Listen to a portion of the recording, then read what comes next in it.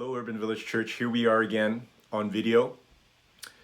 I miss you all deeply, and I know we still don't know how much longer this will go on for, but it is challenging. But in the midst of these challenges, I want you to know that every day I am praying for each and every one of you. I promise you that. And if I know of particular prayer needs that you have, I am praying for those.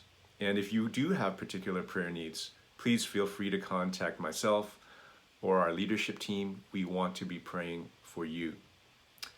We just sang about not being shaken. When I think of a faith that is not shaken, we're talking about courageous faith. The word courage in English comes from the word or the Latin word for heart, cor. And in the Bible, you will also find that the topic of courage talks about having strength, a strong heart. And the heart is the place where the will and the desire comes from. And so when we think about courage, we think about our strength of will, strength of heart. I want to draw us into this conversation about courageous faith. And in this, we're going to read together from Hebrews chapter 11, verse 24 to the end of chapter 11, and then the first 3 verses of chapter 12. Hebrews chapter 11, verse 24 starts with this. By faith, Moses, when he had grown up, refused to be known as the son of Pharaoh's daughter. He chose to be mistreated along with the people of God rather than to enjoy the fleeting pleasures of sin. He regarded disgrace for the sake of Christ as of greater value than the treasures of Egypt because he was looking ahead to his reward. I want to talk a little bit about how courage looks like. What are these examples of courage? And in this passage, there are several. The first one is this. We find Moses facing humility or humiliation, being brought down. He was a prince of Egypt. Remember the movie? He was a prince of Egypt, but he left all that to be with his own people, the Hebrew people. Humiliation, to do what is right. That is strength of heart, to choose the harder path. And of course, Moses did not know Christ. That's a totally different era. But in the book of Hebrews, the example is drawn in parallel because Christ did the same thing, leaving his throne in heaven, leaving all the privileges of divinity, of being God, to take on humiliation, humility, to be like us. Courage. Verse 27 continues, by faith he left Egypt, not fearing the king's anger. He persevered because he saw him who was invisible. By faith he kept the Passover and the application of blood, so that the destroyer of the firstborn would not touch the firstborn of Israel. By faith the people passed through the Red Sea as on dry land. But when the Egyptians tried to do so, they were drowned. By faith the walls of Jericho fell after the army had marched around them for 7 days. By faith the prostitute Rahab, because she welcomed the spies, was not killed with those who were disobedient. So we see the courage from facing humiliation. Secondly, we see courage from facing uncertainty. And that uncertainty includes following God's instructions, God's commands, even when they don't seem to make sense. You're asking us to leave Egypt. Facing that unknown, right? Facing uncertainty and the unknown. You're asking us to march around a city 7 times. Facing that unknown. Rahab, who was not Jewish, but was instructed to hide these Jewish spies, was obedient to this God she didn't even know. Uncertainty. That's courage, strength of heart. Verse 32 continues. And what more shall I say? I do not have time to tell about Gideon, Barak, Samson, and Jephthah, about David and Samuel and the prophets, these were judges in the time of the judges. Not kings, but appointed leaders over the people at the time before there was a king, who through faith conquered kingdoms, administered justice, and gained what was promised, who shut the mouths of lions, quenched the fury of the flames, and escaped the edge of the sword, whose weakness was turned to strength, and who became powerful in battle and routed foreign armies. Women received back their dead, raised to life again. Here we see another kind of strength of heart, facing enemies, dangerous enemies. And in this case, not just dangerous enemies, but facing them often with insurmountable odds, meaning everything is against you, and still willing to do it. Facing conflict when you know it will be hard and painful.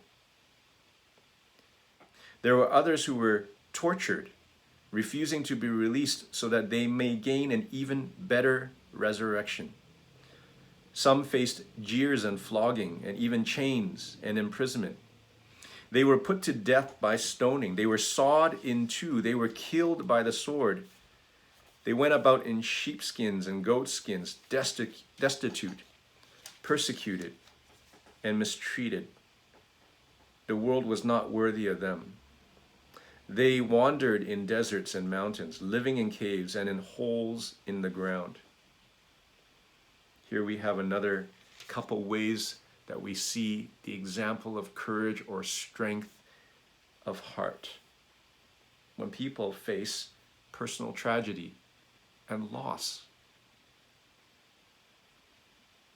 Another one is when people, this example here of Scripture, face suffering and persecution for their faith, for their character, for what they believed in, for their fellowship of God. When they faced difficulties in just everyday life, facing poverty and mistreatment and injustices. You read some of these examples here and you realize the horror of some of the things that people of faith went through. And this was courage, strength of heart. I'm going to ask you, of course, to think yourself of an example of courage later on when you are in discussion with your group and your family. What's an example of courage? For me, I think of last year's Toronto Raptors, who won the NBA championship. But in that team, I think of one particular player that I think of as courageous, Jeremy Lin. Now, there's a certain relationship, right? Culturally, ethnically.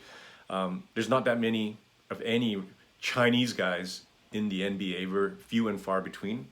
I say we, proudly. Few and far between.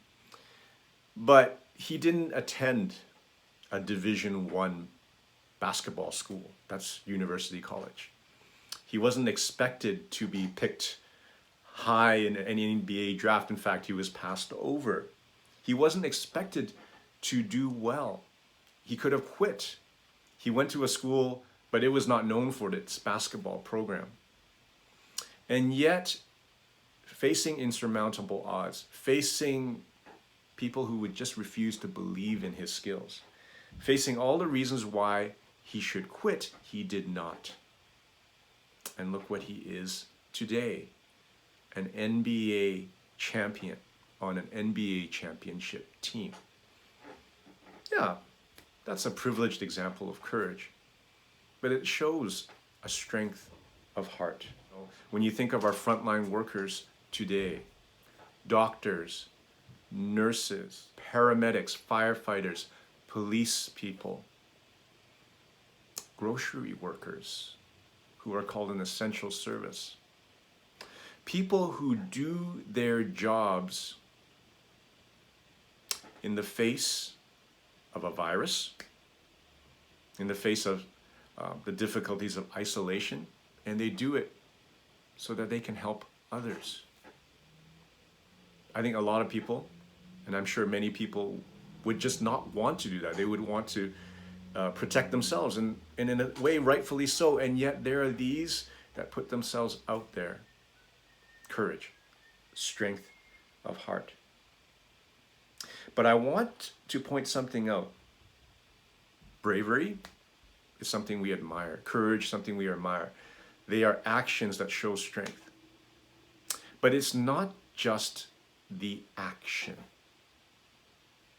It's also the purpose and the intention. It's not just the action, but it's the purpose and intention. And that's highlighted here in this passage as well as we continue to read. These were all commended for their faith, yet none of them received what had been promised. What does that mean? It means no matter what victory they had, no matter what accolades, high fives, congratulations, or whatever, things that they received from this courage, that's actually not it. It's not it. Those were good, but that's not the end goal. It says here, they were commended for their faith, yet none of them received what had been promised, since God had planned something better for us, so that only together with us would they be made perfect. I love the us. Since God had planned something better for us, it speaks to us, so that only together with us, again, speaks to us, that they would be made perfect. They had not received yet a true reward for their courage.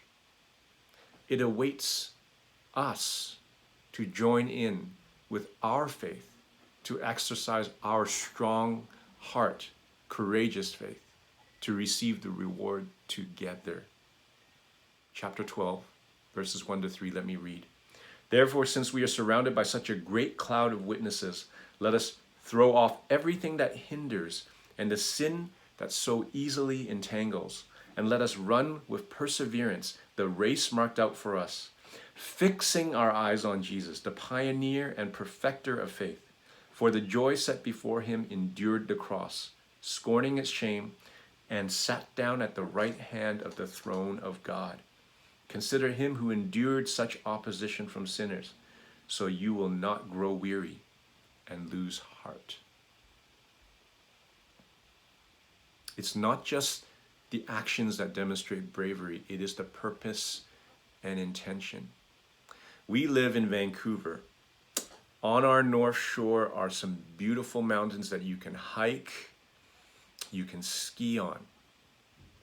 And we know every year, because I'm a skier, that every year there are people who are, when skiing on those mountains, on the resort side of those mountains, venture into the backcountry, out of bounds. And you're not supposed to do that. It can be dangerous. Venturing out of bounds, some would say, is courageous. But when you end up in trouble, we call it foolish.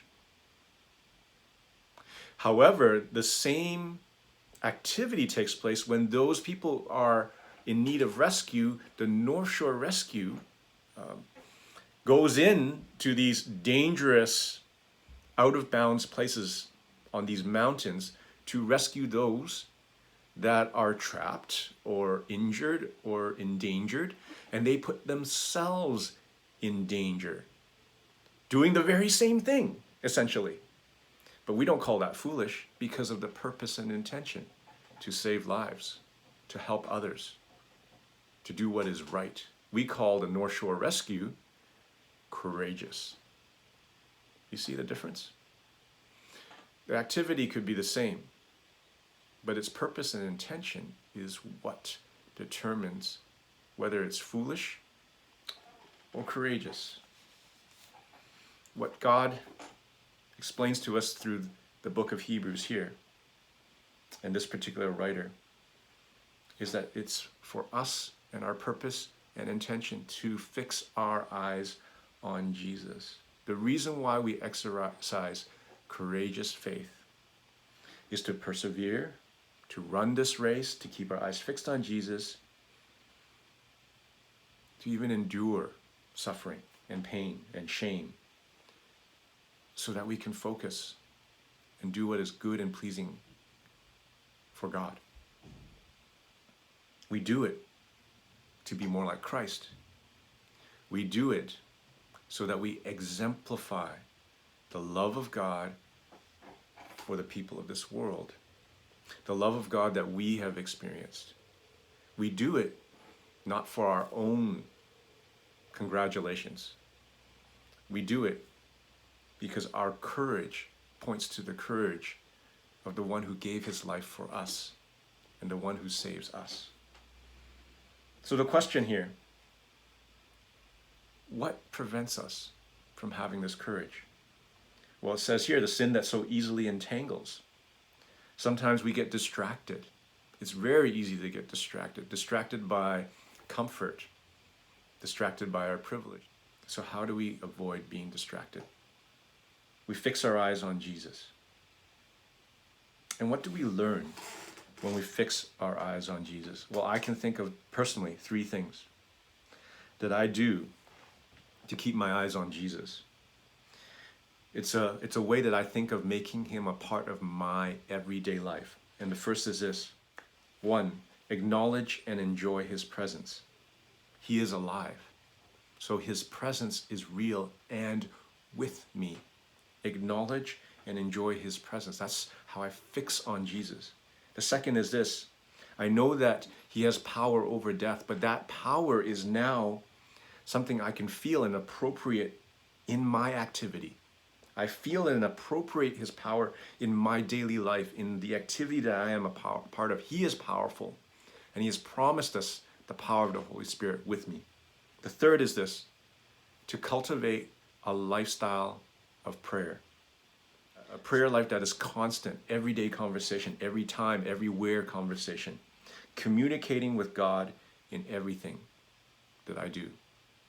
That's how I look at fixing my eyes on Jesus, so that I can avoid the distractions of being entangled in sin, and so I can live a life of courage. What are yours? What can you embrace? What can you get a hold of? Let's enter into our discussion.